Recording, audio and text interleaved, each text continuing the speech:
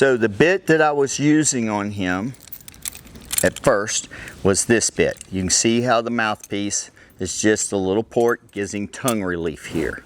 Okay, in future videos, I'm going to talk about bits, the shank, the purchase, the bar, how they react. I have a video that shows it where they've been x-rayed in a horse's mouth, having pressure, without pressure, so you can see how they respond. Something I will tell you here, and this is a test that I think everybody should do, are you itchy? To understand how a bit operates and what it feels like in a horse's mouth. So here, whether you use a leather curb strap or a chain, whatever you want to use, take your hand.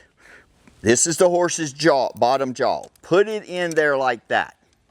And then take and pull back. Lay your hand here like this is his jaw. Pull that back and feel the pressure that is applied against the front of your hand with the bars. That will explain to you a lot of what you should do with your hand, why your horse may flip his head, things like you will feel the difference. The tighter the curb chain, the quicker that grabs, the more pressure it is. So you need to remember that. Now the next bit I'm going to go to is called a C-port. We use these a lot in Arabian show horses. I've seen quarter horse bits that have the same thing. I used them back in the day when I rode with my dad. The shank is a little straighter, where this shank has a curve to it, has a little more give. This is going to take a hold a lot quicker because this shank is straight. So it's going to have a lot more take quicker than this one that's going to go back. I hope that helps a little bit. You can see he has tongue pressure here, but you have a little more, no, don't chew the new lead shank. No, don't do that. You have a little more, you know, he has a port, it's a little more assertive type of port. You have your bars and these little points that help get him to get off each side of the bit. So we'll go to this next and we'll get started. Okay, now we have the C port on now, okay, on Prescott. You're gonna notice that he's going to be a lot more bridled, and he'll be over bridled a little bit at times. That's okay. He's got to learn how to carry it, especially if you want to go on a loose rein.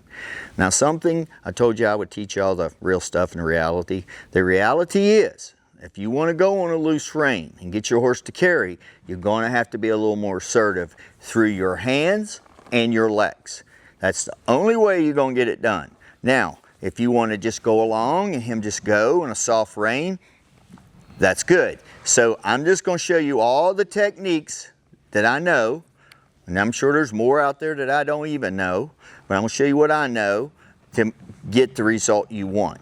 So this horse, we just started him in the C-port, even though he shows in a hackamore this year.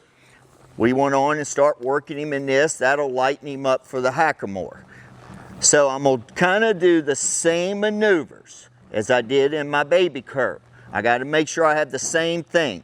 Is he going to turn and give? That was good. Is he going to turn and give this way? Move off my leg. Very good.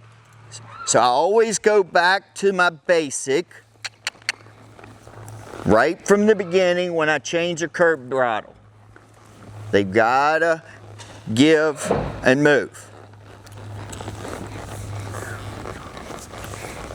So as we're going, you can see, if I want to go two hands, you can to start with. I'm going to set that barrier, but look, I want you to notice the difference when I let go of his face. And I'm going to kick him a little bit here and say, hey, let's get up to the bridle. Okay, now I'm going to let go of his face, and look how he hangs there differently than he did in the other bit. If I check him back, he starts learning to stay tighter and carry himself at the jog. That's where it's going to start.